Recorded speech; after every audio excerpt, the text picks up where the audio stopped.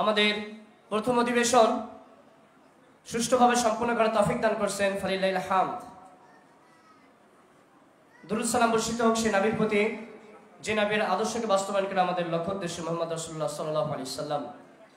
আলহামদুলিল্লাহ, দ্বিতীয় অধিবেশনেই পবিত্র কুরআনুল কারীম থেকে তিলাওয়াত পেশ করছেন হামজা রাদিয়াল্লাহু আনহু সালাফিয়া মডেল মাদ্রাসার হিফজ বিভাগের শিক্ষার্থী আরাফাত বিন রুহুল আমিন। আসসালামু আলাইকুম ওয়া রাহমাতুল্লাহ। আলহামদুলিল্লাহ, আমি সকলকে বিনীত অনুরোধ করছি আপনারা সকলেই আমাদের প্যান্ডেলে এসে বসে পড়েন। আমরা একটা বক্তব্য রাখবো, একটা বক্তব্যের পরে আমরা খানা দিয়ে দেব। আপনারা সকলেই দয়া করে বিনীত অনুরোধ, কারণ আমরা তো আসছি কিছু জ্ঞান অর্জন করার জন্য, জ্ঞান আহরণ করার জন্য, আমরা আসছি আল্লাহ সুবহানাহু ওয়া তাআলার সন্তুষ্টির জন্য। সুতরাং আমরা সেই জ্ঞান অর্জন এবং আল্লাহ সুবহানাহু ওয়া তাআলার সন্তুষ্টি এই বিষয়টা আমরা একটু মাথায় রাখি। আমরা বিশৃঙ্খলভাবে ঘোরাফেরা না করে আমি অনুরোধ করছি আপনারা সকলে আমাদের প্যান্ডেলে এসে স্ব স্থানে বসে পড়ি।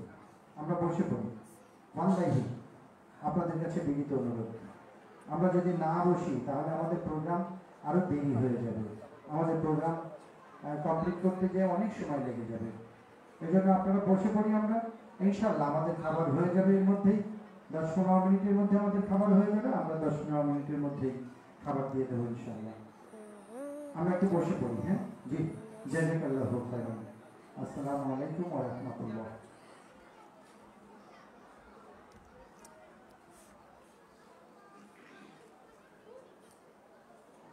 السلام عليكم ورحمة الله وبركاته. أعوذ بالله من الشيطان الرجيم. بسم الله الرحمن الرحيم.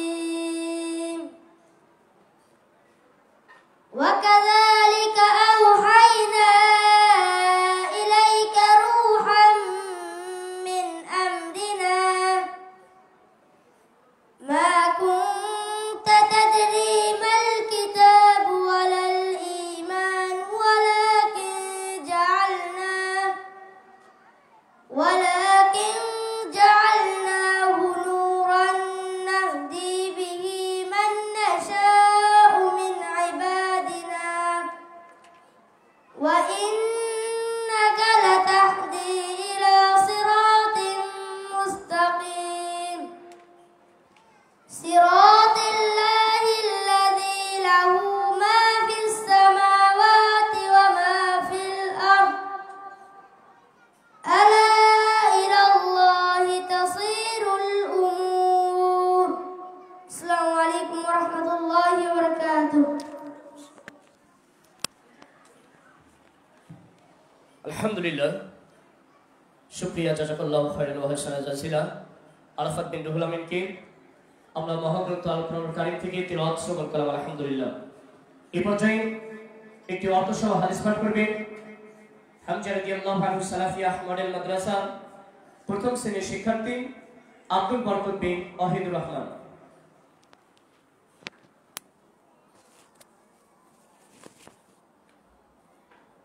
السلام عليكم ورحمة الله وبركاته.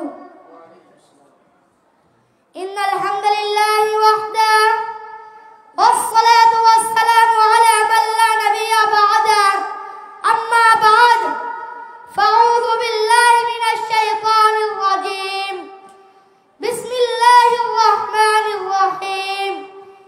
যে মহান রব্বুল আলামিন আজ আমাকে এই সালাফি কনফারেন্সে এসে কিছু বলার এবং কিছু শোনার তৌফিক দান করেছেন, সে মহান রব্বুল আলামিনের উপর সকলে আলহামদুলিল্লাহ বলি। আজ আমি আপনাদের সামনে একটি হাদিস বলবো ইনশাআল্লাহ, ওয়া মা তাওফীকি ইল্লা বিল্লাহ।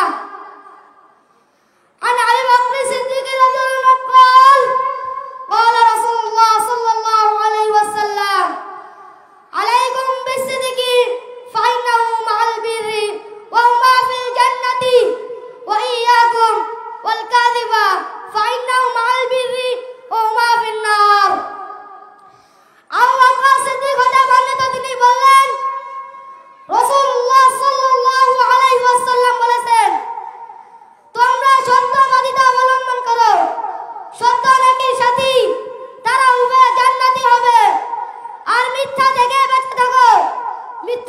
সাথী তারাও ফিরে জাহান্নামে হবে। রাওয়া ইবনে মাজাহ হাদিস নাম্বার 3849। আসসালামু আলাইকুম ওয়া রাহমাতুল্লাহি ওয়া বারাকাতুহু।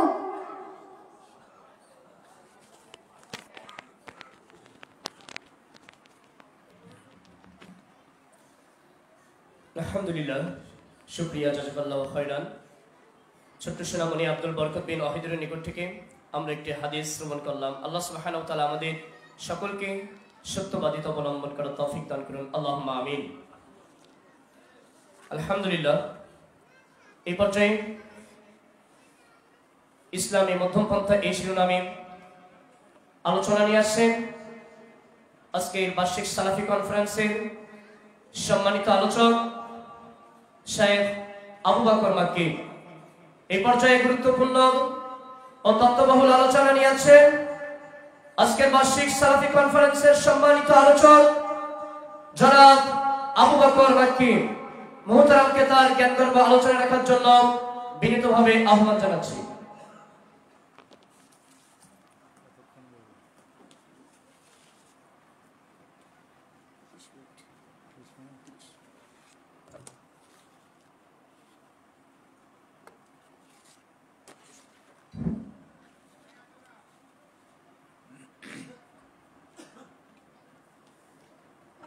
আসসালামু আলাইকুম ওয়া রাহমাতুল্লাহি ওয়া বারাকাতুহু। কেমন আছেন ভাইরা সবাই?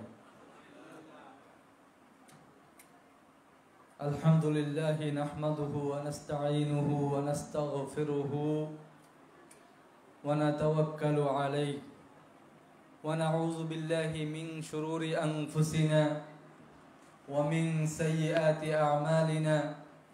من يهده الله فلا مضل له ومن يضلل فلا هادي له ونشهد أن لا إله إلا الله وحده لا شريك له ونشهد أن محمدا عبده ورسوله فقد قال الله تعالى في كلامه المجيد أعوذ بالله من الشيطان الرجيم يا أيها الذين آمنوا اتقوا الله ولا تموتن إلا وأنتم مسلمون يا أيها الناس اتقوا ربكم الذي خلقكم من نفس واحدة وخلق منها زوجها وبث منهما رجالا كثيرا ونساء واتقوا الله الذي تساءلون به والأرحام إن الله كان عليكم رقيبا। সম্মানিত হাজিরিন, আজকে আমাদের আলোচনার বিষয় হচ্ছে ইসলামী শরিয়াত দৃষ্টিতে মধ্যম পন্থা। আলোচনার বিষয় কি ভাই? ইসলামী শরিয়াত দৃষ্টিতে মধ্যম পন্থা। মধ্যম পন্থা এই কথাটি শুনলেই আমাদের কাছে আসলে কি মনে হয়, এটা কি হতে পারে? যে কোনো বেশি এবং কম এর মাঝামাঝি যেটা, সেটাকেই তো মধ্যম বলে, তাই না? শুরু এবং শেষ এই দুটার মাঝামাঝি যেটা, সেটাই মধ্যম।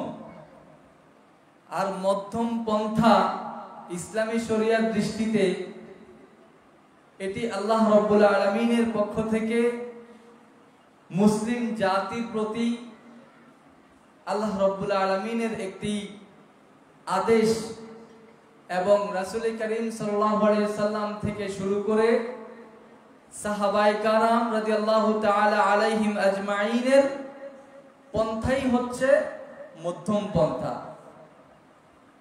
মধ্যম পন্থা মানে আবার এটা নয় যে মানে একজন কবর পূজারী সেও আমার খুব কাছের মানুষ, আবার একজন তাওহীদবাদী সেও আমার কাছের মানুষ।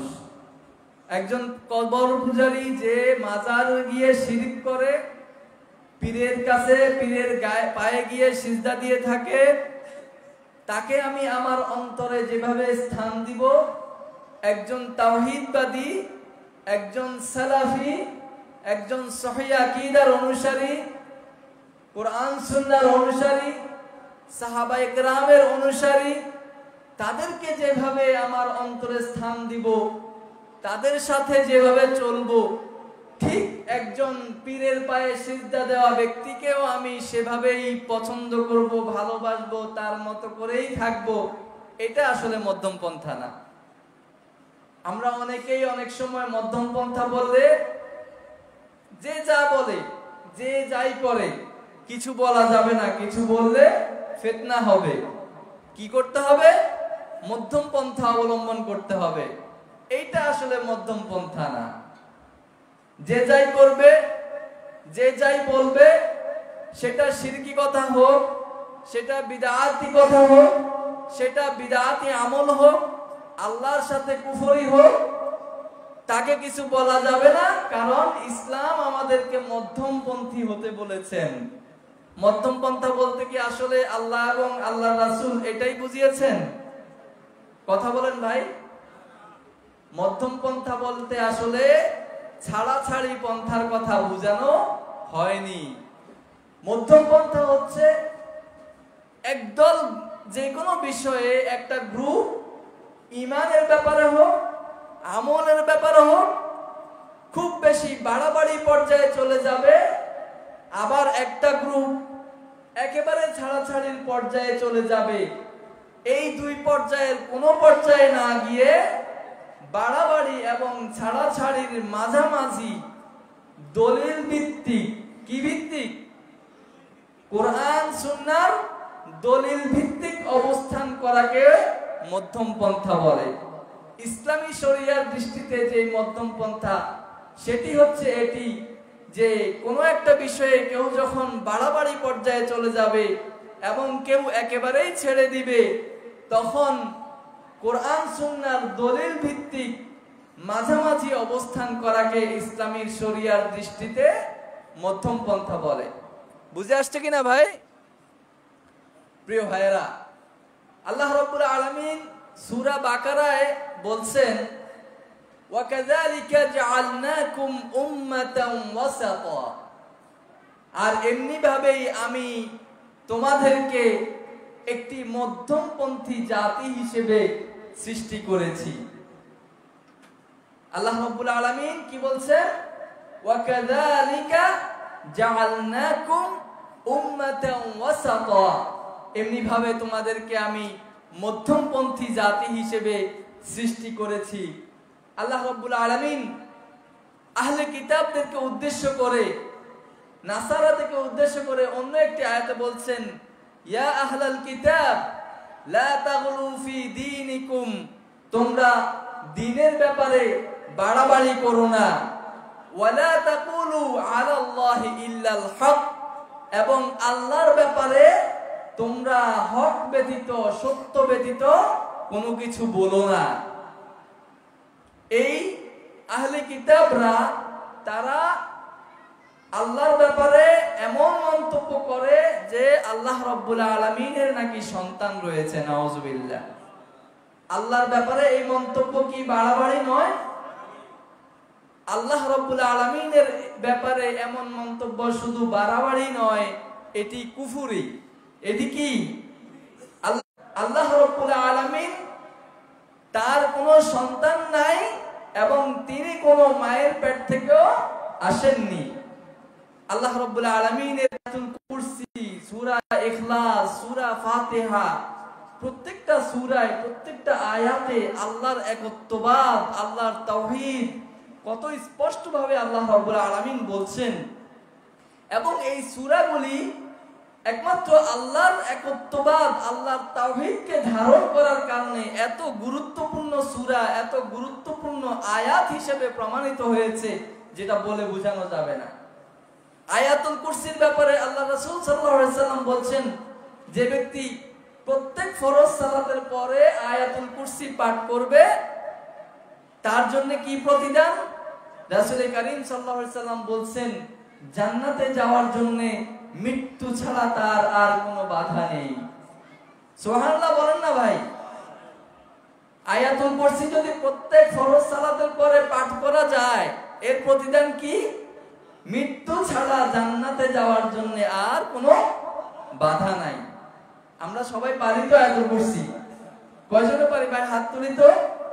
মাশাআল্লাহ, এখানে মানুষ উপস্থিত আছে প্রায় 20 জন 30 জন, তার মধ্যে মাশাআল্লাহ প্রায় সবাই পারে।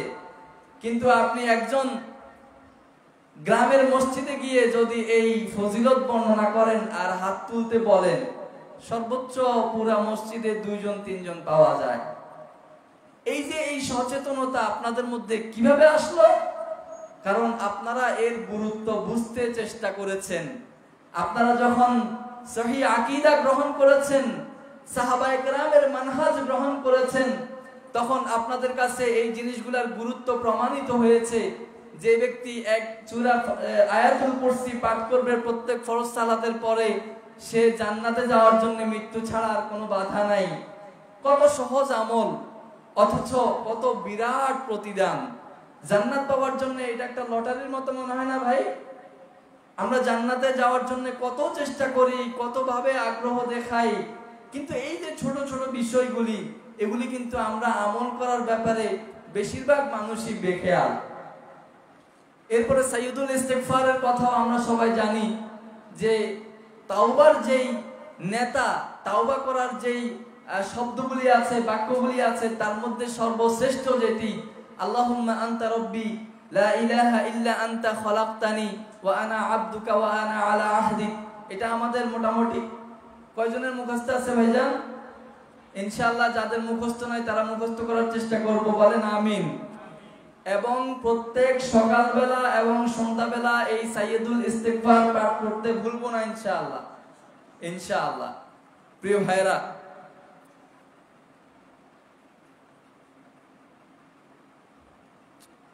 প্রিয় ভাইরা, একটি ঘোষণা আসছে। মূল গেটে টিকিট দেওয়া হচ্ছে, খাবারের টোকেন দেওয়া হচ্ছে। আপনারা যারা নেননি তারা সেখান থেকে সংগ্রহ করতে পারেন। ইনশাআল্লাহ আমরা আলোচনা শেষ করেই খাবার গ্রহণ করতে সবাই যাব। আশা করছি আপনারা একটু ধৈর্য ধরে, একটু কষ্ট করে আলোচনাটা শুনে তারপরে যাবেন ইনশাআল্লাহ, বলেন ইনশাআল্লাহ। প্রিয় ভাইরা, আসুন আজকে আমাদের আলোচনার বিষয়ে আমরা মধ্যম পন্থা নিয়ে কথা বলছিলাম। মধ্যম পন্থার কিছু উদাহরণ দিলে আপনারা খুব সহজে বুঝতে পারবেন। এই যে আমাদের আজকে আমরা সবাই জানি বাংলাদেশে একটি উগ্রবাদী হিন্দু সংগঠন, যার নাম কি ভাই? ইসকন। একটি উগ্রবাদী হিন্দু সংগঠন, যাদের দ্বারা আমাদের একজন মুসলিম ভাই হত্যার শিকার হলেন, জবাই করে যাকে হত্যা করা হলো, দুনিয়া থেকে বিদায় করে দেয়া হলো। এই মুসলিম ভাই একজন হিন্দুর হাতে, একজন উগ্রবাদী ইহুদির হাতে হত্যার শিকার হয়েছেন। আমরা মুসলিম হিসেবে আমাদের কষ্ট লাগবে না ভাই? কম না বেশি? কম না বেশি? আমরা এই বিষয়ে কিছু যদি বলি, এটা আমাদের দায়িত্ব কিনা? অবশ্যই আমরা বলতেই হবে, তাই না ভাই? কিন্তু আমরা যদি মনে করি যে না, বলা যাবে না, রাস্তায় নামা যাবে না, তারপরে যদি যারা রাস্তায় নামে, রাস্তায় নামারও কিছু পদ্ধতি আছে, পদ্ধতির মধ্যে যদি কেউ বাড়াবাড়ি পর্যায়ে চলে যায়, সেটা আমরা বলবো যে এটা অবৈধ, তাই না? কিন্তু যেটা আমাদের জন্য বৈধ পন্থায় আমরা যেটা রাস্তায় নেমে করতে পারি, গাড়ি বন্ধ করার আমাদের দরকার নাই, জনমানুষকে আমাদের কষ্ট দেওয়ার দরকার নাই, মানুষের জানমালের ক্ষতি করার আমাদের দরকার নাই, কিন্তু রাস্তার এক পাশে যেহেতু আমাদের দেশের পদ্ধতি এটা, আমরা আর কি করব? আমাদের দেশের পদ্ধতি যেহেতু এটা, আমরা যতটুকু সম্ভব ইসলামের সীমারেখায় থেকে এই বিষয়ে প্রতিবাদ জানানো আমাদের দায়িত্ব না ভাই? কিন্তু আমরা অনেকেই হয়তো মনে করতে পারি যে রাস্তায় নামলেই মনে হয় আমাদের বড় ধরনের কোনো পাপ হয়ে যাবে। এটা আমাদের একটা বাড়াবাড়ি পর্যায়ের চিন্তা। কি পর্যায়ের চিন্তা? বাড়াবাড়ি পর্যায়ের চিন্তা। আবার অনেকে কেউ যদি মনে করে যে না, আমি কিছুই বলবো না, ঘরে বসে শুধু আমি মুখে বলবো বা ফেসবুকে লেখালেখি করব, সেটাও একেবারে ছাড়াছাড়ি পর্যায়ের চিন্তা, তাই না ভাই? আমরা মধ্যম পন্থায় থেকে আমরা এইটুকু করতে পারি, আমরা রাস্তায় নেমে কারো ক্ষতি করার জন্য নামবো না, গাড়ি ভাঙচুরের জন্য নামবো না, রাস্তা বন্ধ করার জন্য নামবো না। আমরা নামবো হচ্ছে শান্তিপূর্ণভাবে। আমাদের একজন মুসলিম ভাই, আমাদের একজন মুমিন ভাই, সে ইহুদিদের দ্বারা, হিন্দুদের দ্বারা হত্যার শিকার হয়েছে। এর জন্য আমরা প্রতিবাদ স্বরূপ আল্লাহর কাছে জবাবদিহিতার কথা মাথায় রেখে আমরা যেভাবে ইসলাম শরিয়া আমাদেরকে বৈধ পন্থায় অনুমতি দিয়েছে, সেই পন্থায় আমরা আমাদের প্রতিবাদ জানাবো ইনশাআল্লাহ। আল্লাহ রাব্বুল আলামিন আমাদের সবাইকে তৌফিক দান করুন। প্রিয় ভাইরা, আজকে আমার বিষয় দেওয়া হচ্ছে মধ্যম পন্থা। যেই বিষয়টা নিয়ে আমি একটু বেশি কথা বলি আগে থেকে। এই কথা বলার কারণে আমাদের সালাফি সহিহ আকীদার ভাইদের মধ্যেও আমাকে নিয়ে কিছু মনে কষ্ট তাদের মনে, যে আমি মনে হয় মধ্যম পন্থা বলতে ছাড়াছাড়ি, অমুকও ভালো তমুকও ভালো, এও আমার ভাই সেও আমার ভাই, যে কবরে গিয়ে সিজদা করে, যে পীরের পায়ে সিজদা করে তাকে কিছু বলা যাবে না, সমাজে ফিতনা হবে। আবার যে আল্লাহকে একমাত্র রব হিসেবে মানে, সে তাকে আমি যেভাবে স্থান দিব, কবরে সিজদা করা ব্যক্তিকেও সেভাবে স্থান দিব। এটা আসলে আমি মধ্যম পন্থা হিসেবে বিশ্বাস করি না। যদি কোনো ভাইয়েরা এমনটা মনে করেন যে আমি মধ্যমপন্থী বলতে এমনটা বিশ্বাস করি, এটা তাদের প্রতি আমি বলবো যে আমার ব্যাপারে তাদের ভুল ধারণা। কি ধারণা ভাই? ভুল ধারণা।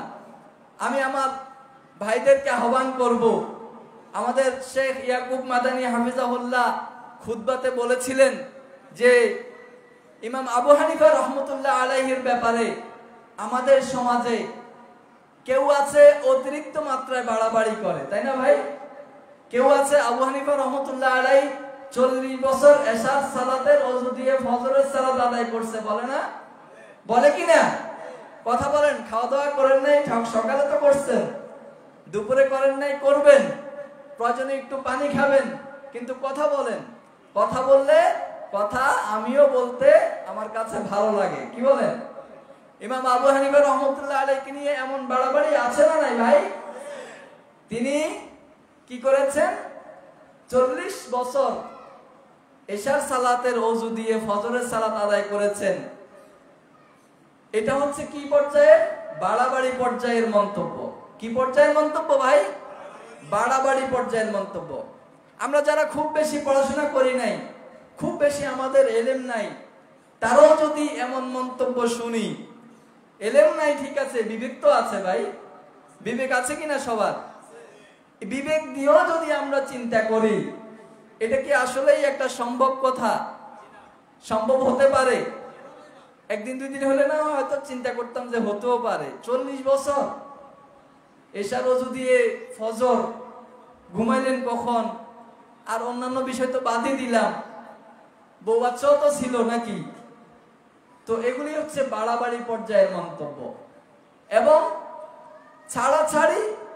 আবার আমাদের সালাফি আকীদা যারা বিশ্বাস করি, আমাদের ভাইদের মধ্যেও একজন ইমামকে নিয়ে, আমরা বলছি না তার এই মন্তব্যগুলি, এই যে 40 বছর নামাজ পড়া, অন্যান্য বিষয়, এগুলি সত্য বা মিথ্যা, কিন্তু উনার ব্যাপারে উনি তো একজন ইমাম, আহলুস সুন্নাহ ওয়াল জামাতের ইমাম, এটা তো আমরা সবাই বিশ্বাস করি, তাই না ভাই?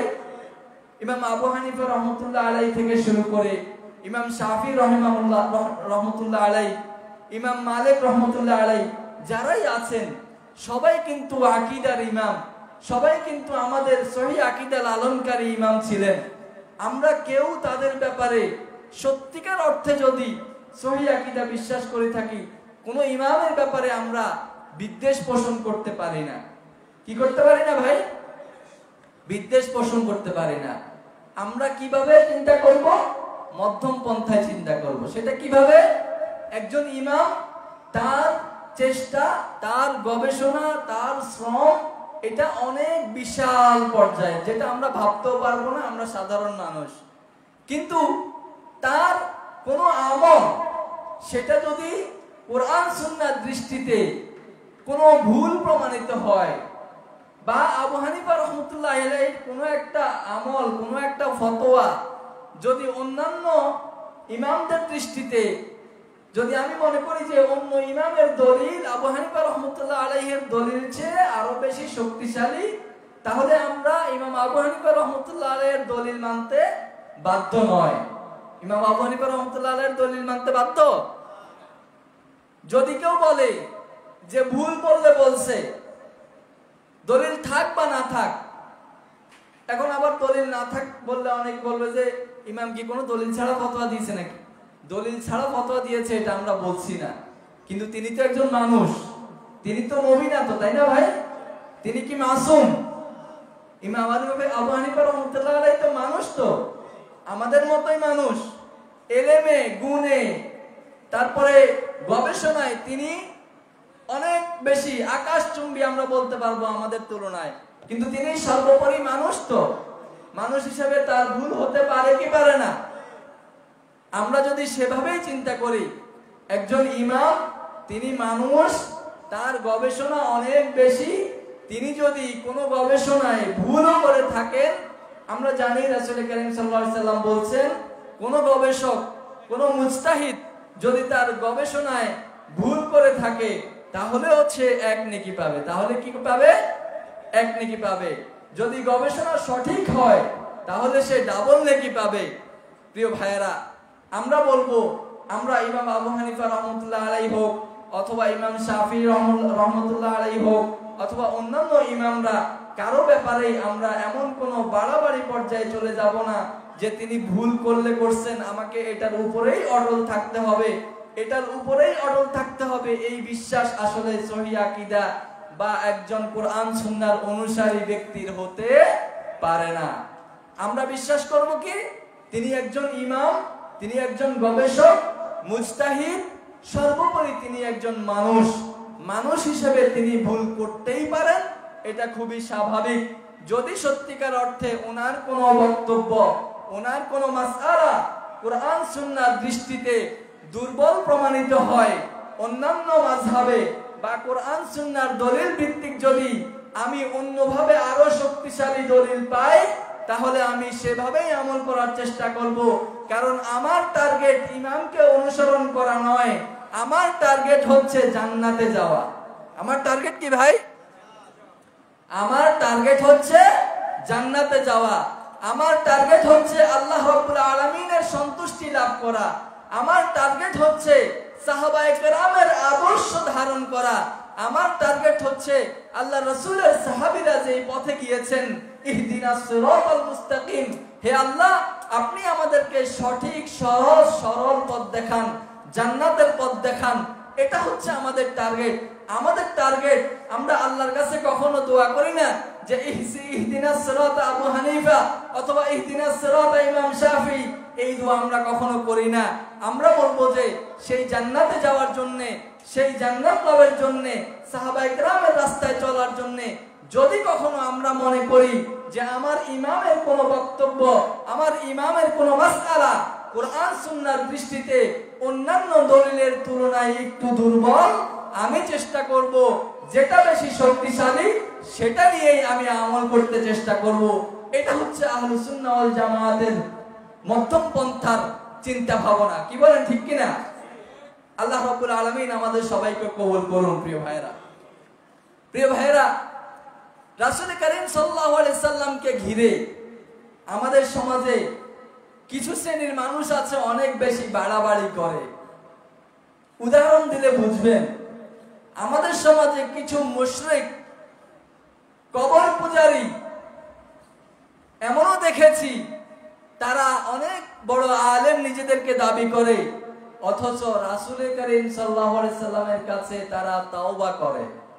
নাউযুবিল্লাহ বলবেন না? তওবা কার কাছে করে? রাসূলের কাছে করে। রাসূলের দরবারে ক্ষমা প্রার্থনা করে, করে না? দেখেন না আপনারা? কথা বলছেন না তো, দেখছেন কিনা? এটা কি বাড়াবাড়ি নাকি ঠিক আছে? কি মনে হয় আপনার? কোন পর্যায়ের বাড়াবাড়ি? কত মারাত্মক পর্যায়ের বাড়াবাড়ি, ঈমান সাথে সাথে চলে যাবে। তওবার অধিকার একমাত্র কার ভাই? একমাত্র আল্লাহ রাব্বুল আলামিনের।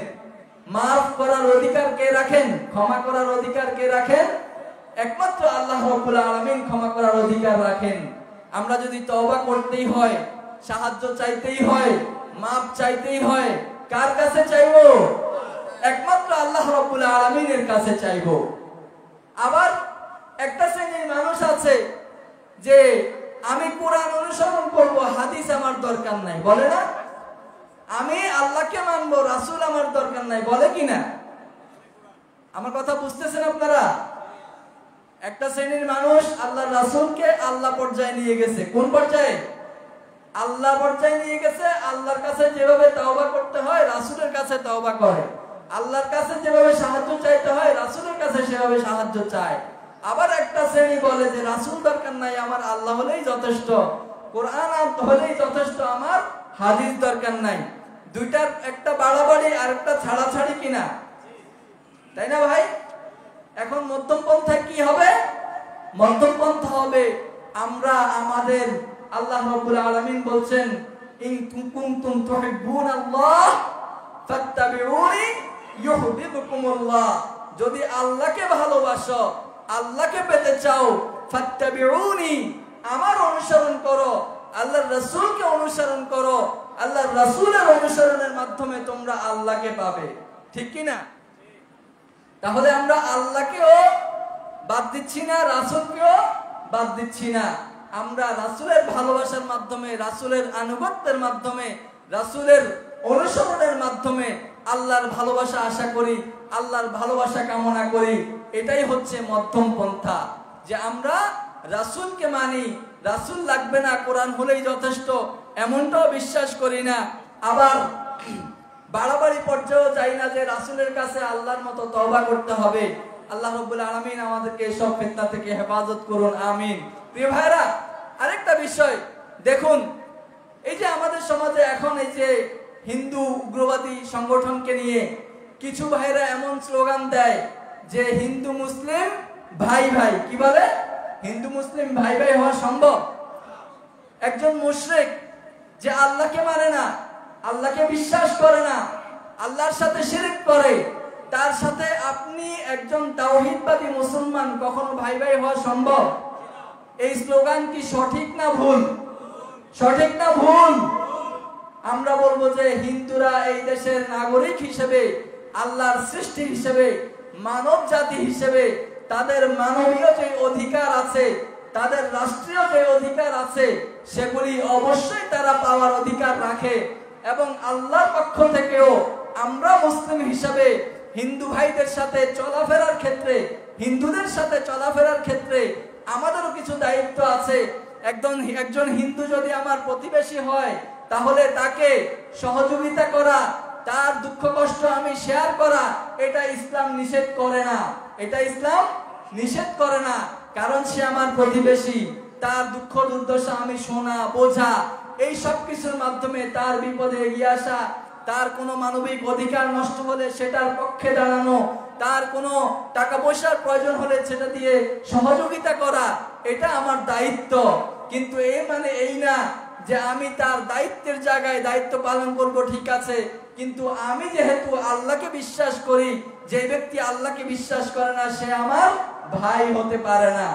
প্রিয় ভাইয়েরা, আল্লাহ রাব্বুল আলামিন আমাদেরকে এই বিষয়গুলি বুঝার তৌফিক দান করুন। আরো কিছু বিষয় ছিল, যেহেতু সময় স্বল্প, আমাদের ভাই টোকেন দিয়েছেন, ঠিক আছে, ইনশাআল্লাহ আল্লাহ রাব্বুল আলামিন আমাদেরকে আমল করার তৌফিক দান করুন। কোরআন সুন্নাহ অনুযায়ী আমরা যেন মধ্যমপন্থী হতে পারি সেই তৌফিক দান করুন। কোনো কিছুতে বাড়াবাড়ি পর্যায়ে যাব না, আবার একেবারে ছেড়েও দিব না। কোরআন সুন্নাহর দলিল যেটা আছে, দলিল ভিত্তিক আমরা মাঝামাঝি অবস্থান করার চেষ্টা করব। আল্লাহ রাব্বুল আলামিন আমাদেরকে সবাইকে কবুল করুন, এই প্রতিষ্ঠানকে কবুল করুন, এই কনফারেন্সকে কবুল করুন, এবং এই কনফারেন্স নিয়ে যত ষড়যন্ত্র, যত সমস্যা দেখা দিচ্ছে সেগুলিকে আল্লাহ রাব্বুল আলামিন সমাধান করুন। যারা এই কনফারেন্স নিয়ে, এই প্রতিষ্ঠান নিয়ে ষড়যন্ত্রে লিপ্ত, তাদেরকে আল্লাহ রাব্বুল আলামিন হেফাজত করুন, হেদায়েত করুন, এবং তাদেরকেও আল্লাহ রাব্বুল আলামিন একমাত্র কোরআন সুন্নাহর আলেমদেরকে, কোরআন সুন্নাহর ভাইদেরকে ভালোবাসার তৌফিক দান করুন। ওমা তাওফিক ইল্লা বিল্লাহ। আসসালামু আলাইকুম ওয়া রাহমাতুল্লাহি ওয়া বারাকাতুহু।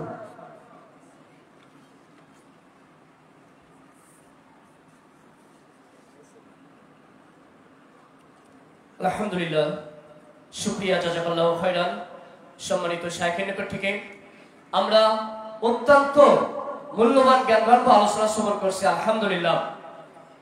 খৈরুল উমুরি আওসাতুহা, যে মধ্যম পন্থা যেটি আসলে সর্বোত্তম পন্থা, এটা আমরা আজকে সুস্পষ্টভাবে আমরা সম্মানিত শাইখ আবু বকর মাক্কির নিকট থেকে আমরা জানলাম আলহামদুলিল্লাহ। আল্লাহ সুবহানাহু ওয়া তাআলা আমাদের আমলি জিন্দেগিতে কবুল করে নিক, আল্লাহুম্মা আমিন। আপনারা যারা এখনো দুপুরের খাবারের টোকেন নেন নাই, আমাদের গেটের সামনে টোকেন দেওয়া হচ্ছে, আপনারা টোকেনগুলো সংগ্রহ করে নেবেন ইনশাআল্লাহ। এই পর্যায়ে পবিত্র কোরআন এবং সহিহ হাদিসের আলোকে সদাচরণের উপকরণ সমূহ এই আলোচ্য বিষয়ে গুরুত্বপূর্ণ আলোচনা নিয়েছেন এম রিয়াজুল ইসলাম, পরিচালক আত-তাউন মডেল মাদ্রাসা রাজবাড়ী। এই পর্যায়ে গুরুত্বপূর্ণ আলোচনা নিয়েছেন এম রিয়াজুল ইসলাম, আত-তাউন মডেল মাদ্রাসা রাজবাড়ী।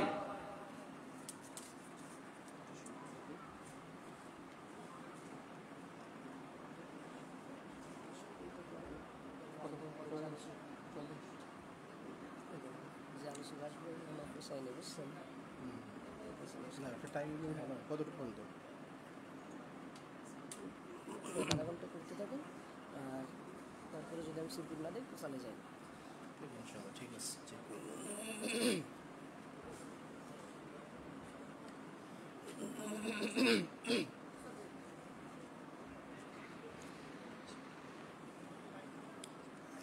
আসসালামু আলাইকুম ওয়া রাহমাতুল্লাহি ওয়া বারাকাতুহু। আলহামদুলিল্লাহি রাব্বিল আলামিন ওয়াল আকিবাতু লিল মুত্তাকিন ওয়াস সালাতু ওয়াস সালামু আলা সাইয়্যিদিল আমবিয়া'i ওয়াল মুরসালিন নবিয়িনা মুহাম্মদ ওয়া আলা আলিহি ওয়া আসহাবিহি ওয়া মান তাবি'আহুম বিইহসানিন ইলা ইয়াউমিদ্দিন, আম্মা বা'দ। فأعوذ بالله من الشيطان الرجيم. بسم الله الرحمن الرحيم. فبما رحمة من الله لنت لهم ولو كنت فظا غليظ القلب لانفضوا من حولك فاعف عنهم واستغفر لهم وشاورهم في الأمر فإذا عزمت فتوكل على الله إن الله يحب المتوكلين.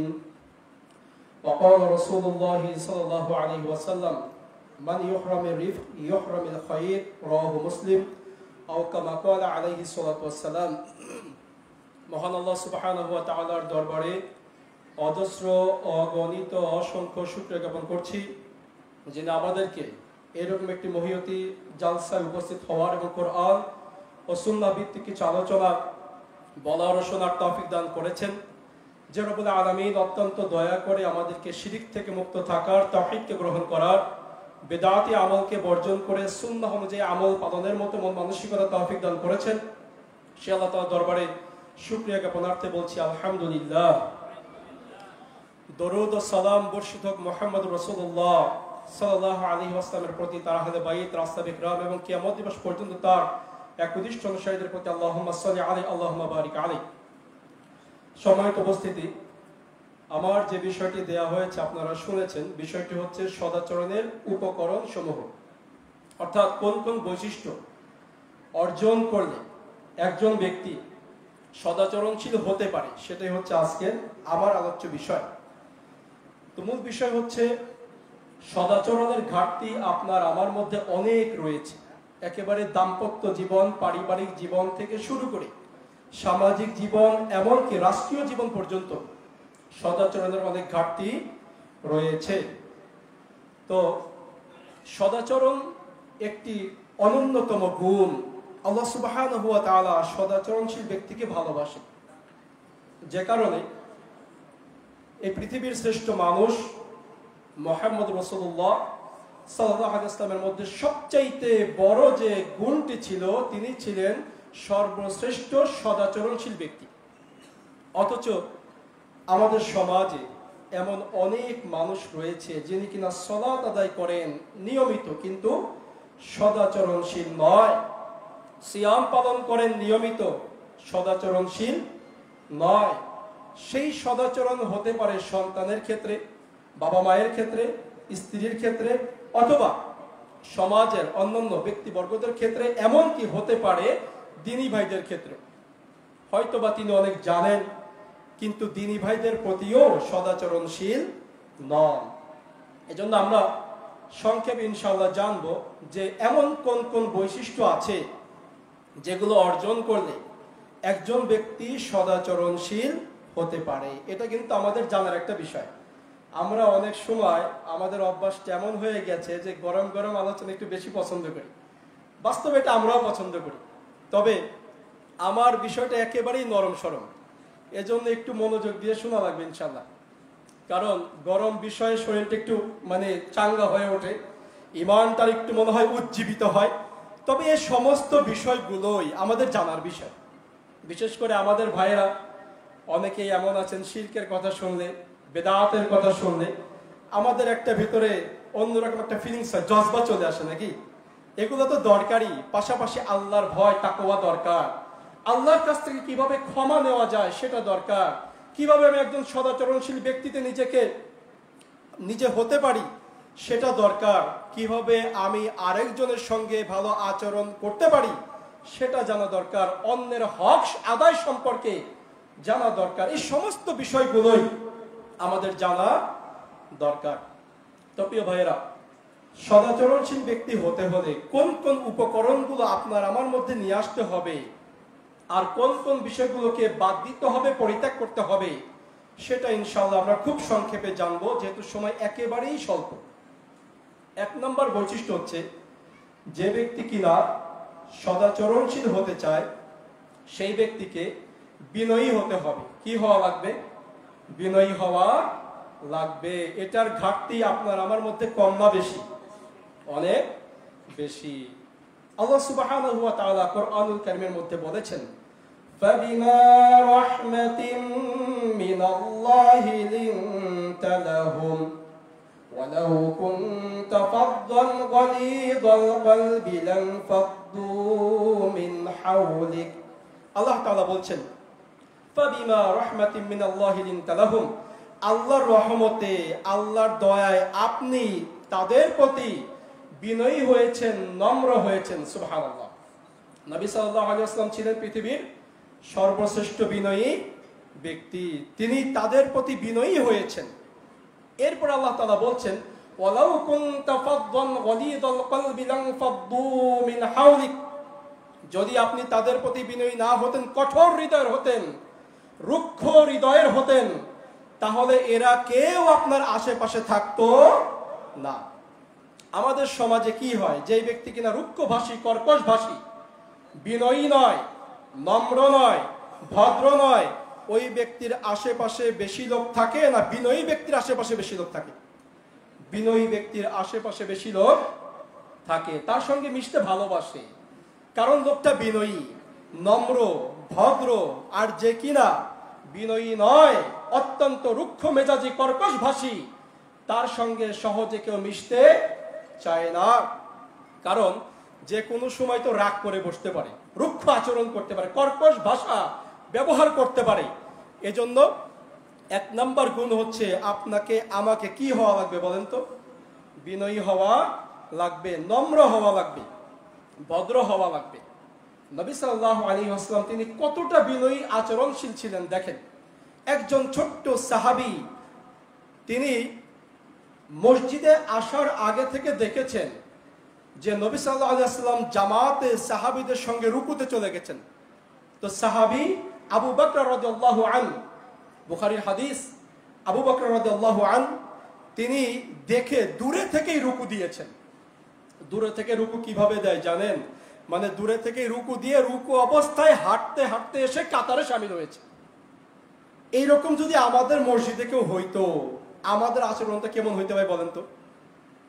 কেমন আচরণ করতাম আমরা? সাহাবা ইকরামের সঙ্গে তিনি সালাত আদায় করেছেন।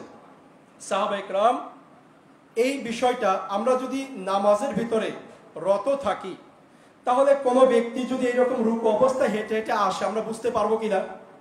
বোঝা যাবে না।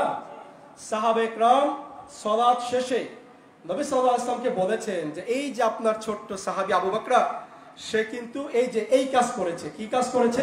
রুকু দিয়ে রুকু অবস্থায় হেঁটে হেঁটে এসে জামাতে শামিল হয়েছে। আমরা হইলে কি করতাম? এই বেটা আগে নামাজ শিখায় তারপরে মসজিদে আসবি নাকি, বা কোন মাদ্রাসায় পড়ছিস? এটাই তো আমাদের স্বভাব ভাই, তাই না? রাগ করা, রুক্ষ আচরণ করা। নবী সাল্লাল্লাহু আলাইহি ওয়াসাল্লাম এতটা বিনয়ী ছিলেন যে কারণে সাহাবা একরাম তার আশেপাশে একেবারে মৌমাছির চাকের উপরে যেমন মৌমাছি এসে হুমড়ি খেয়ে পড়ে, তার থেকেও বেশি সাহাবা একরাম তার কাছে আসতেন, তার কাছ থেকে যেতে চাইতেন না। তিনি বলছেন যে আবু বকর শোনো, জাদাকাল্লাহু হিরসান ওয়ালা তাউদ। আবু বকর, এই যে যে তুমি রুকু অবস্থায় নামাজে শামিল হয়েছো, জামাত ধরেছো, আল্লাহ তাআলা তোমার নামাজের প্রতি আগ্রহটাকে আরো বেশি বাড়ায়া দেন। সুবহানাল্লাহ। তিনি প্রথমে দোয়া করেছেন। কি করেছেন? দোয়া করেছেন। এরপরে বলেছেন যে ওয়ালা তাউদ, বাবা এইরকম আর করা যাবে না, এই কাজটা কিন্তু করা ভালো নয়। তুমি যে প্রথমে এসেছো, এই যে যে নামাজ ধরতে হবে, জামাত ধরতে হবে, এই আগ্রহটাকে আল্লাহ আরো বাড়াইয়া দেন, কিন্তু এরকম কাজ আর করা যাবে না। তিনি প্রথমে দোয়া করেছেন, তারপরে কি করেছেন? সতর্ক করেছেন, শিক্ষা দিয়েছেন। এজন্য প্রিয় ভাইয়েরা, আমাদেরকে বিনয়ী হতে হবে, বিনয়ীতা আমাদের মধ্যে নিয়ে আসতে হবে। রাসূলুল্লাহ সাল্লাল্লাহু আলাইহি ওয়াসাল্লাম বলেছেন, মান ইহরামির রিফক ইহরামিল খায়র। যেই ব্যক্তিকে নম্রতা থেকে, কোমলতা থেকে, বিনয়ীতা থেকে বঞ্চিত করা হলো, তাকে সমস্ত কল্যাণ থেকে বঞ্চিত করা হলো। আপনি যদি বিনয়ী না হন, তাহলে আপনার আর কোনো কিছু ভালো নেই। সদাচরণশীল ব্যক্তি হতে হলে নিজেকে প্রথমে কি হতে হবে? বিনয়ী হওয়া লাগবে, বিনয়ী হতে হবে। এরপর আমি খুব সংক্ষেপে বলছি, সদাচরণশীল ব্যক্তি হওয়ার অন্যতম আরেকটি বৈশিষ্ট্য হচ্ছে নিজেকে লজ্জাশীল হতে হবে। কি হওয়া লাগবে ভাই বলেন তো? লজ্জাশীল হওয়া লাগবে। যেমনি ভাবে আপনি লজ্জা করবেন মানুষদেরকে, তেমনি ভাবে লজ্জা করবেন আল্লাহ সুবহানাহু ওয়া তাআলাকে। কেননা হাদিসের মধ্যে এসেছে, নবী সাল্লাল্লাহু আলাইহি ওয়াসাল্লাম বলেছেন যে লজ্জা হচ্ছে আল হায়াউ মিনাল ঈমান, লজ্জা হচ্ছে ঈমানের অংশ। তার মানে যে ব্যক্তির লজ্জা নাই, সেই ব্যক্তির ঈমান নাই। অন্য হাদিসের মধ্যে নবী সাল্লাল্লাহু আলাইহি ওয়াসাল্লাম বলেন যে যখন তোমার লজ্জা থাকবে না, ইযা লাম তাস্তাহি ফাসনা মা শি'তা, তখন তুমি সব কিছু করতে পারবে যখন তোমার মধ্যে লজ্জা থাকবে না। একজন ব্যক্তি অবৈধ জায়গাতে গিয়ে তার জামা কাপড় খুলতে পারে কি কারণে? তার মধ্যে কি নাই বলেন তো? লজ্জা নাই। আমরা মনে করি যে শুধু বোধহয় জামা কাপড় খুলে উলঙ্গ হওয়াটাই বোধহয় নির্লজ্জতা, অথচ নির্লজ্জতার অনেক বেশি সংজ্ঞা রয়েছে যেটা আপনার আমার উপরে এসে বর্তাবে। যেমন আল্লাহকে লজ্জা না করা, আল্লাহকে লজ্জা না করা, হারাম খাওয়া, সুদ খাওয়া। সুদ খাওয়া মানে আল্লাহকে লজ্জা না করা। ঘুষের আদান প্রদান করা অর্থ আল্লাহকে লজ্জা না করা। সালাতকে বাদ দিয়ে পরিত্যাগ করে দোকানে বসে আড্ডা দেওয়া মানে আমি আল্লাহকে লজ্জা করতে পারি নাই। এজন্য যেই ব্যক্তি লজ্জা করবে সেই ব্যক্তি কখনো হারামের মধ্যে লিপ্ত হতে পারে না। সদাচরণশীল ব্যক্তির অন্যতম গুণ হচ্ছে লজ্জাশীল হওয়া। যেই ব্যক্তির লজ্জা নাই সেই ব্যক্তি সুদ খায়, যেই ব্যক্তির লজ্জা নাই সেই ব্যক্তি বেনামাজি হয়।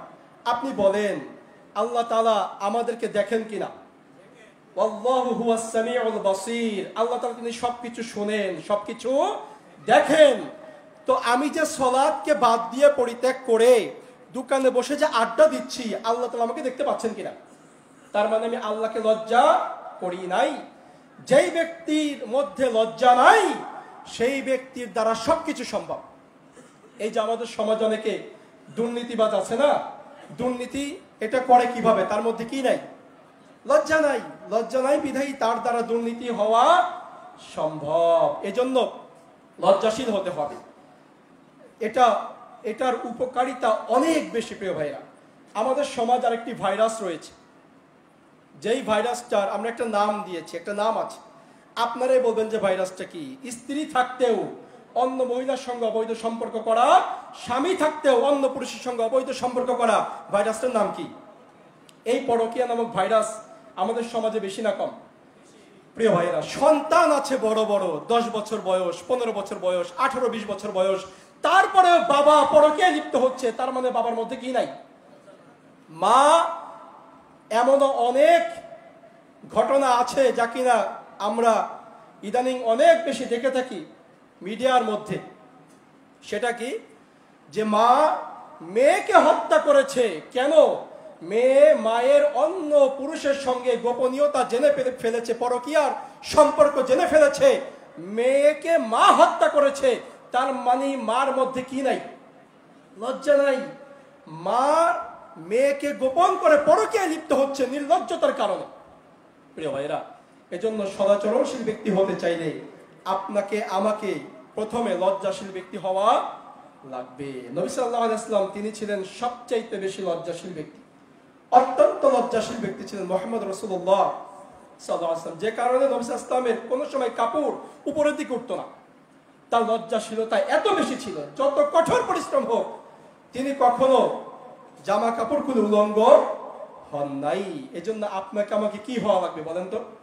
লজ্জাশীল হওয়া লাগবে। কারণ লজ্জাশীলতার মধ্যে যাবতীয় কল্যাণ নিহিত, আর নির্লজ্জতার মধ্যে যাবতীয় গুনাহের কাজ, যাবতীয় অন্যায় কাজ নিহিত।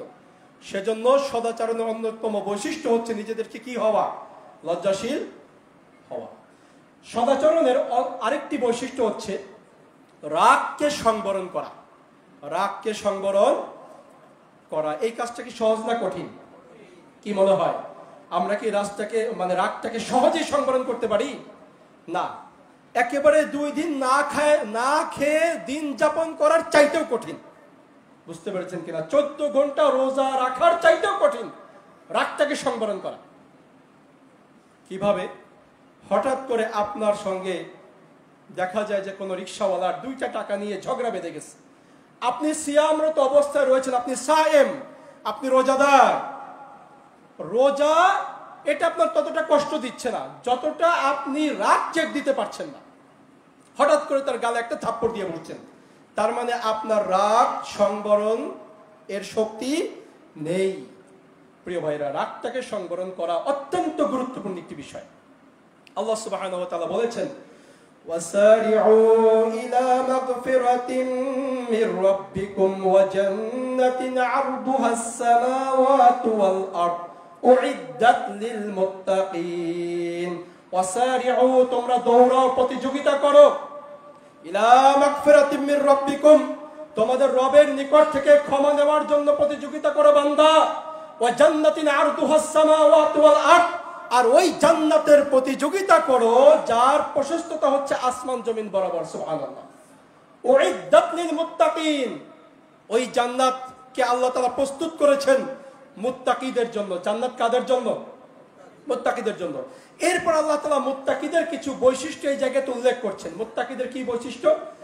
আল্লাযীনা ইউনফিকুনা ফিস সাররাই ওয়াদ দাররাই ওয়াল কাযিমিনাল গায়য। আল্লাহ তাআলা বলেন আল্লাযীনা ইউনফিকুনা ফিস সাররাই ওয়াদ দাররা, যারা সচ্ছল অসচ্ছল উভয় অবস্থায় আল্লাহর রাস্তায় দান করে তারা হচ্ছে মুত্তাকি। তারা কি? মুত্তাকি। সচ্ছল অবস্থায় অসচ্ছল অবস্থায় কিভাবে দান করে? আপনার কাছে 10,000 টাকা রয়েছে, আপনি 100 টাকা দান করবেন, এটা হচ্ছে উদাহরণ সচ্ছল অবস্থায় দান করা। আর আপনার কাছে আছে 1000 টাকা, আপনি 10 টাকা দান করবেন, এটা হচ্ছে অসচ্ছল অবস্থায় দান করা। আপনার কাছে 100 টাকা আছে, আপনি 1 টাকা দান করেন, এটা হচ্ছে অসচ্ছল অবস্থায় দান করা। যারা সচ্ছল অসচ্ছল 2 অবস্থায় দান করে তারা কি? মুত্তাকি। তারা কি ভাই? তাদের আরেকটা বৈশিষ্ট্য হচ্ছে ওয়াল কাযিমিনাল গায়জ, যারা কিনা রাগটাকে সংবরণ করে। রাগটাকে কি করে? সংবরণ করে। তার মানে হুট করে রেগে যায় না। বাংলাতে একটা কথা আছে, রেগে গেলেন তো আসলেই হেরে গেলেন। কারণ বউয়ের সাথে ঝগড়া লাগছে, আপনি হঠাৎ করে রেগে গেছেন, একটু পরে চিন্তা হইতেছে, মাথা নাড়ে দ্রাহারে, যদি না রাখতাম তাইলে তো ভালো হইতো, খামাখা তার সঙ্গে ঝগড়া বিবাদে লিপ্ত হইলাম। একটু পরে ঠান্ডা হয়ে গেছেন, তখন মনে পড়তেছে, তার মানে রেগে গেলেন তো হেরে গেলেন। এজন্য রাগটাকে সংবরণ যিনি করেন তাকে আল্লাহ তাআলা কি বলেছেন বলেন তো? মুত্তাকি। তাকে আল্লাহ তাআলা কি বলেছেন? ওয়াল কাযিমিনাল গায়জ। যারা রাগটাকে সংবরণ করে তারা হচ্ছে মুত্তাকি। নবী সাল্লাল্লাহু আলাইহি ওয়াসাল্লামের কাছে একজন ব্যক্তি আসলেন, এসে বলেন, ইয়া রাসূলুল্লাহ সাল্লাল্লাহু আলাইহি ওয়াসাল্লাম, আপনি আমাকে কিছু উপদেশ দিন। নবী সাল্লাল্লাহু আলাইহি ওয়াসাল্লাম বলেন যে লা তাকদাব, তুমি রাগ করো না। আবারও বললেন কিছু উপদেশ দিন, তিনি বললেন আবারও লা তাকদাব, তুমি রাগ করো না। আবারও বললেন উপদেশ দিন, তিনি আবারও বললেন লা তাকদাব, রাগ করো না। তার মানে যেই ব্যক্তি রেগে যায় সেই ব্যক্তির অন্য কোনো আচরণ ভালো বা সুন্দর হওয়ার সম্ভাবনা নাই। তার মানে রাগটাকে কি করা লাগবে ভাই? সংবরণ করা লাগবে, নিয়ন্ত্রণ করা লাগবে। আমরা কি রাগটাকে নিয়ন্ত্রণ করতে পারি? যেই ব্যক্তি রাগী হয় আমরা তাকে বেশি শক্তিশালী মনে করি। নবী সাল্লাল্লাহু আলাইহি ওয়াসাল্লাম বলেছেন যে আচ্ছা সাহাবীরা, তোমরা কোন ব্যক্তিকে বেশি শক্তিশালী মনে করো? সাহাবা একরাম বলেছেন, যেই ব্যক্তি কিনা রাগের সময় আরেকজনকে আছাড় দিতে পারে তাকে আমরা বেশি শক্তিশালী মনে করি। আমরাও তো ভাই তাকে বেশি শক্তিশালী মনে করি নাকি? যে রাগের সময় নিজেকে কন্ট্রোল রাখতে পারে না, আমরা তাকে বলি একটা বাপের বেটাই হইছে, রাগের সময় যাকে তাকে মার দিয়ে বসে, অত্যন্ত কড়া মেজাজি।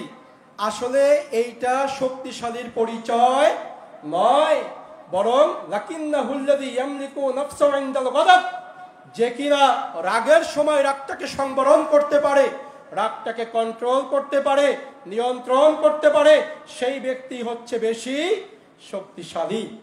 আচ্ছা বলেন, রাগের মাথায় বউয়ের গায়ে হাত উঠানো বেশি ধৈর্যের পরিচয়, নাকি রাগের মাথায় বউয়ের গায়ে হাত না উঠিয়ে নিজেকে থামিয়ে রাখা বেশি ধৈর্যের পরিচয়?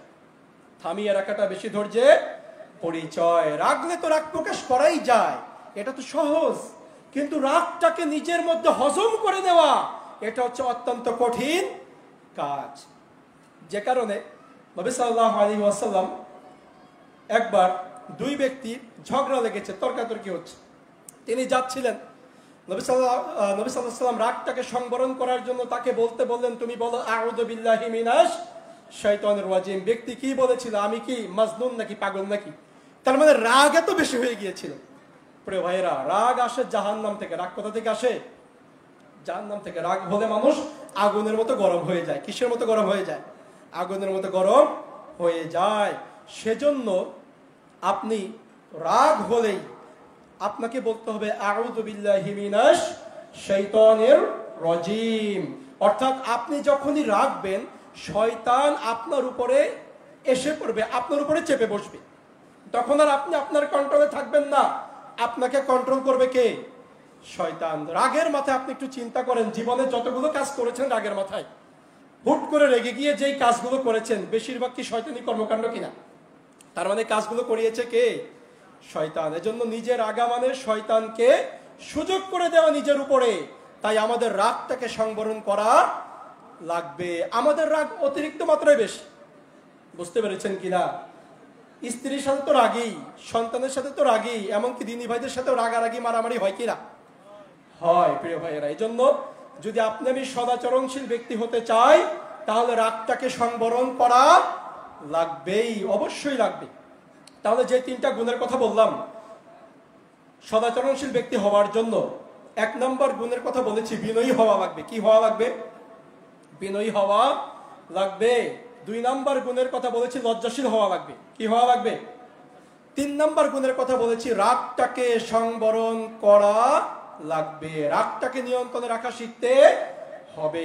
এবার চার নম্বর গুণ, সদাচরণশীল ব্যক্তি হওয়ার জন্য অন্যতম আরেকটি বৈশিষ্ট্য হচ্ছে অন্য মানুষদেরকে ক্ষমা করে দেওয়া। অন্য মানুষদেরকে কি করে দেওয়া ভাই? আল্লাহ সুবহানাহু ওয়া তাআলা বলেছেন, فَبِمَا رَحْمَةٍ مِّنَ اللَّهِ لِنتَ لَهُمْ وَلَوْ كُنتَ فَظًّا غَلِيظَ الْقَلْبِ لَانفَضُّوا مِنْ حَوْلِكَ فَاعْفُ عَنْهُمْ وَاسْتَغْفِرْ لَهُمْ وَشَاوِرْهُمْ فِي الْأَمْرِ فَإِذَا عَزَمْتَ فَتَوَكَّلْ عَلَى اللَّهِ إِنَّ اللَّهَ يُحِبُّ الْمُتَوَكِّلِينَ। আল্লাহ তাআলা বলছেন, হে নবী, আপনি আল্লাহর রহমত, আল্লাহর দয়ায় তাদের প্রতি বিনয়ী হয়েছেন, আর আপনি রুক্ষ স্বভাবের হননি। এ কারণেই আপনার আশেপাশ থেকে তারা কেউ চলে যায় না, আপনার আশেপাশে থাকে। ফাআফু আনহুম, আপনি তাদেরকে ক্ষমা করে দেন। সুবহানাল্লাহ। তার মানে সদাচরণশীল ব্যক্তির অন্যতম বৈশিষ্ট্য হচ্ছে অন্যকে কি করে দেওয়া ভাই? ক্ষমা করে দেওয়া। ছোটখাটো বিষয়ের পেছনে না লেগে অন্য ভাইকে ক্ষমা করতে শিখা লাগবে। আমরা তো ক্ষমা করতে পারি না, অনেক সময় মামলা হামলা পর্যন্ত চলে যাই। বুঝতে পেরেছেন কিনা? ক্ষমা করা সম্ভব হয় না। এটা কিন্তু সদাচরণশীল ব্যক্তির বৈশিষ্ট্য নয়। সদাচরণশীল ব্যক্তির অন্যতম বৈশিষ্ট্য হচ্ছে অন্যকে কি করে দিবে ভাই? ফাআফু আনহুম, আপনি তাদেরকে ক্ষমা করে দেন। তাদের ছোটখাটো ভুল ভ্রান্তি নিয়ে আপনি পড়ে থাকবেন না, বরং তাদেরকে মাফ করে দেন, ক্ষমা করে দেন। এই ক্ষমা করাটা হচ্ছে উন্নত চরিত্রের অধিকারী ব্যক্তির সবচাইতে বড় গুণাগুণের মধ্যে অন্যতম একটি। মানুষদেরকে কি করা? ক্ষমা করে দেওয়া। আমরা ভাই 5 বছর আগে কি হয়েছে সেইটা মনে রেখেও তার পাল্টা জবাব দেই, প্রতিশোধ নেই, নেই কিনা? তার মানে ক্ষমা করা শিখতে পারি নাই। প্রিয় ভাইয়েরা, একটি হাদিস, মুসনাদ আহমদের হাদিস, আপনি আশ্চর্য হয়ে যাবেন যে একজন সাহাবী আসছেন, আগন্তুক। নবী সাল্লাল্লাহু আলাইহি ওয়াসাল্লাম বললেন যে ওই ব্যক্তি হচ্ছে জান্নাতি। আবার ওই সাহাবী আসছেন, সম্ভবত হাদিসটি আমার বর্ণনাকারীর নামটা সঠিক মনে নেই, আনাস রাদিয়াল্লাহু আনহু সম্ভবত। ওই ব্যক্তি আবার আসছে, নবী সাল্লাল্লাহু আলাইহি ওয়াসাল্লাম বলছেন আরেকদিন যে ওই ব্যক্তি জান্নাতি। আবার আসছে, নবী সাল্লাল্লাহু আলাইহি ওয়াসাল্লাম বলছেন যে ওই ব্যক্তি জান্নাতি। একজন বিশিষ্ট সাহাবী, সেই সাহাবী অনেক বেশি আমলদার ছিল, নামটা আমার এই মুহূর্তে স্মরণ করছে না। তো ওই সাহাবী চিন্তা করলো যে এমন কি বৈশিষ্ট্য রয়েছে তার মধ্যে, নবী সাল্লাল্লাহু আলাইহি ওয়াসাল্লাম তাকে বারবার জান্নাতের সুসংবাদ দিচ্ছেন, বারবার আমাদেরকে বলছেন যে ওই ব্যক্তি জান্নাতি।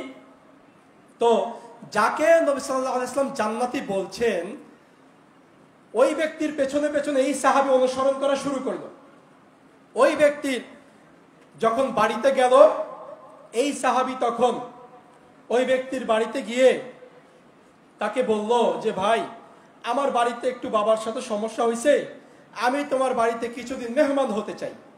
তো সেই ব্যক্তি বলল ঠিক আছে, মেহমান হন। এরপর ওই ব্যক্তি যাকে নবী সাল্লাল্লাহু আলাইহি ওয়াসাল্লাম জান্নাতি বলেছে বারবার, সেই ব্যক্তির সঙ্গে রাত্রি যাপন করলো। দেখলো যে রাত্রিবেলা বাড়তি কোনো ইবাদতে লিপ্ত হয় না।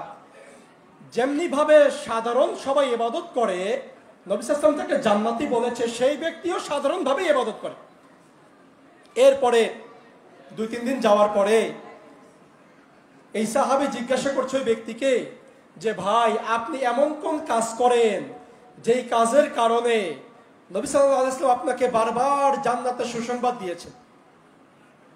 ওই ব্যক্তি বলছে যে ভাই, তেমন তো বড় কোনো আমল, বড় কোনো কাজ করতে পারি না, তবে সারাদিন আমি যাদের সঙ্গে চলাফেরা করি, সারাদিন আমার সঙ্গে যাদের মুআমালাত হয়, সারাদিন আমার সঙ্গে যাদের উঠা বসা রয়েছে, আমি ঘুমানোর পূর্বে মন থেকে সকল হিংসা বিদ্বেষ দূর করে সবাইকে ক্ষমা করে দিয়ে ঘুমাই।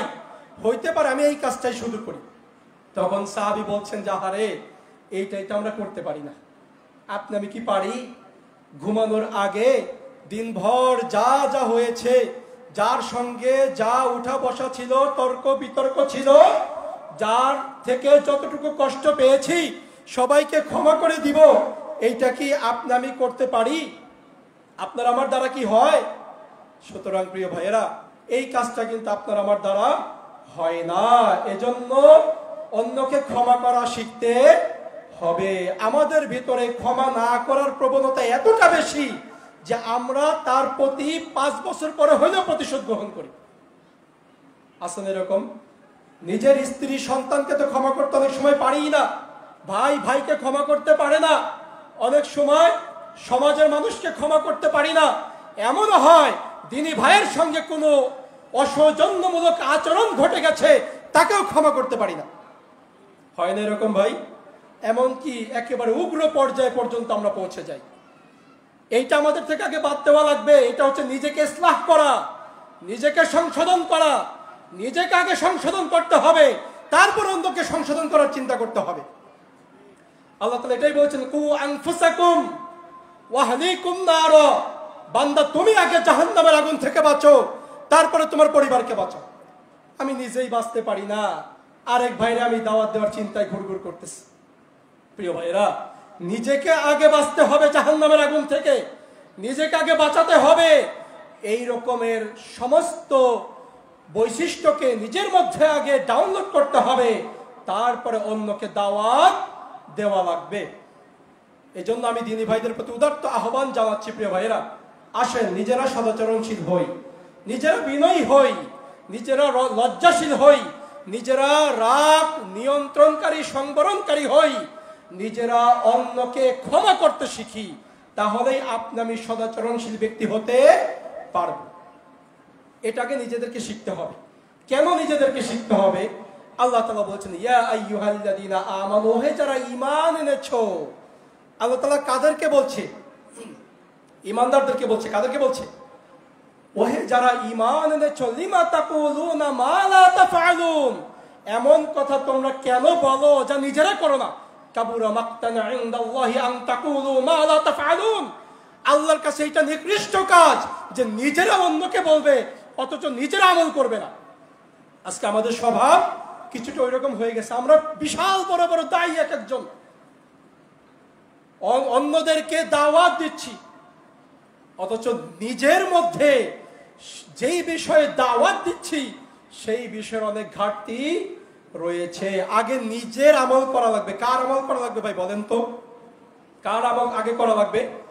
নিজের আমল আগে করা লাগবে। কেন আল্লাহ সুবহানাহু ওয়া তাআলা 7টা বড় বড় জিনিসের শপথ করে বলেছেন, কদ আফলাহা মান যাক্কাহা, সেই ব্যক্তি সফল হয়েছে যে নিজেকে পরিশুদ্ধ করেছে। আমার পরিশুদ্ধ নেই, আমি 10 জনের পরিশুদ্ধতা নিয়ে চিন্তা করছি, তাহলে আমার থেকে মূর্খ ব্যক্তি আর হতে পারে নাকি বলেন? প্রিয় ভাইরা, এজন্য নিজেকে আগে পরিশুদ্ধ করা লাগবে, নিজেকে আগে বাঁচাইতে হবে, নিজেকে আগে পালন করতে হবে, তারপর অন্যকে দাওয়াত দেওয়া লাগবে। আমার নির্ধারিত সময়ের আর 1 মিনিট আছে। 3টা বাজে দিচ্ছেন না? আর 1 মিনিট, আমি 1 মিনিটে শেষ করব। আমি কোনো সময় বাড়তি করি না, অভ্যাস নাই। শেষ কথা হচ্ছে যে আমাদের দিনী ভাইদের পারস্পরিক ভ্রাতৃত্ব বন্ধনকে আরো বেশি অটুট করতে হবে। পারস্পরিক হিংসা বিদ্বেষ কাদা ছুড়াছুড়ি, পারস্পরিক 2-1টা ছোটখাটো কথাবার্তা নিয়ে তর্কাতর্কিতে লিপ্ত হয়ে যাওয়া, কমেন্টস করা, পাল্টা কমেন্টস করা, এইগুলো থেকে আমাদেরকে বিরত থাকতে হবে। সদাচরণশীল ব্যক্তি হতে হবে, নিজেকে সমাজের মধ্যে রোল মডেল হিসেবে প্রতিষ্ঠিত করতে হবে। তাহলেই আমাদের দাওয়াতি কাজ আরো বেশি জোরদার হবে ইনশাআল্লাহ। যতক্ষণ পর্যন্ত আপনার আমার মধ্য থেকে রুক্ষ স্বভাবকে যতক্ষণ পর্যন্ত পরিত্যাগ করতে না পারবো, যতক্ষণ পর্যন্ত আরেকজনের সঙ্গে কোমল আচরণ করতে না পারবো, ততক্ষণ পর্যন্ত আপনার আমার দাওয়াত কেউ গ্রহণ করবে না। সুতরাং আল্লাহ সুবহানাহু ওয়া তাআলা আপনাকে আমাকে সদাচরণশীল ব্যক্তি হওয়ার তৌফিক দান করুন। আল্লাহ সুবহানাহু ওয়া তাআলা আমাদেরকে দ্বীনের পথে অটল থাকার তৌফিক দান করুন। সহিহ সুন্নাহ অনুযায়ী জীবনকে পরিচালনা করার তৌফিক দান করুন। মানহাজুস সালাফকে গ্রহণ করার তৌফিক দান করুন। সুবহানাকাল্লাহুম্মা বিহামদিক আশহাদু আল্লা ইলাহা ইল্লা আনত আস্তাগফিরুকা ওয়া আতুবু ইলাইক। ওয়াসসালামু আলাইকুম ওয়া রাহমাতুল্লাহি ওয়া বারাকাতুহু। আলহামদুলিল্লাহ, শুকরিয়া, জাযাকাল্লাহু খায়রান ওয়া হাসানা জাযিলা। সম্মানিত শায়েখ অনেক গুরুত্বপূর্ণ তত্ত্ববহুল আলোচনা রাখছেন সৎ আচরণ সম্পর্কে। মহান আল্লাহ সুবহানাহু ওয়া তাআলা আমাদের সকলকে বাস্তব জীবনে সৎ আচরণ করার তৌফিক দান করুন, আল্লাহুম্মা আমিন। প্রিয় উপস্থিতি, এখন 3টা বাজে, 3টা 15 মিনিট পর্যন্ত আপনাদের দুপুরে লাঞ্চের বিরতি। সকলেই যারা খান নাই তারা 3টা 15-এর মধ্যে খায় আবার খেয়ে নেবেন ইনশাআল্লাহ। 3টা 15 আমাদের আসরের আজান হবে, 3:30টায় জামাত হবে, তারপরে আমাদের তৃতীয় অধিবেশন শুরু হবে ইনশাআল্লাহ। 3টা 15 পর্যন্ত আমরা দুপুরে লাঞ্চ